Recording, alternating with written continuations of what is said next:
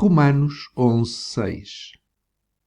Mas se é por graça, já não é pelas obras. De outra maneira, a graça já não é graça.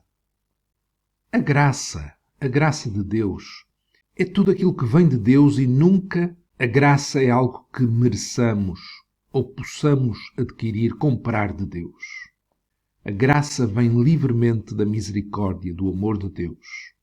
Dado que este conceito da graça, muito marcado no Novo Testamento, este conceito da graça é Deus a agir de uma forma favorável ao ser humano, nós nunca poderemos ter direito a isso, nem sequer reclamar de Deus que Ele faça isso. Para isso temos que entender a diferença entre graça e justiça, para podermos entender melhor o que é a graça. A justiça tem a ver com algo que é merecido, algo que é alcançado ou é devido a alguém, através de qualquer dispositivo legal, um padrão, uma norma. Se fôssemos salvos pelas obras, pelas nossas obras, essa salvação nunca seria pela graça. Como Paulo diz aqui em Romanos, a graça já não seria graça. A justiça está relacionada com qualquer sistema de mérito ou atingimento. A graça, em contraste com a justiça, é algo não merecido. Não pode ser alcançado. É dado livremente por Deus.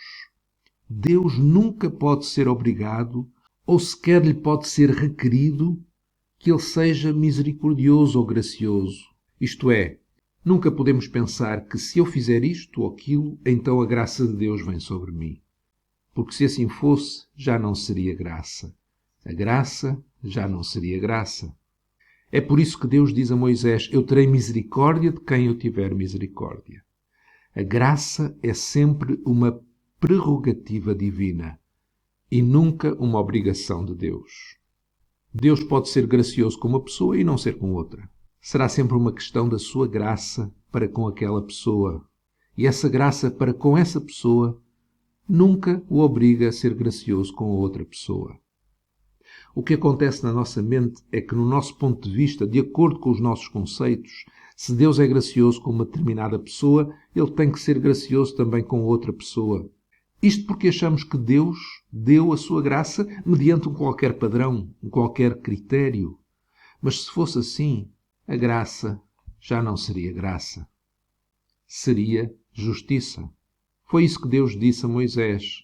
Êxodo 33:19. Porém ele disse: eu farei passar toda a minha bondade por diante de ti e apregoarei o nome do Senhor diante de ti e terei misericórdia de quem eu tiver misericórdia e me compadecerei de quem me compadecer.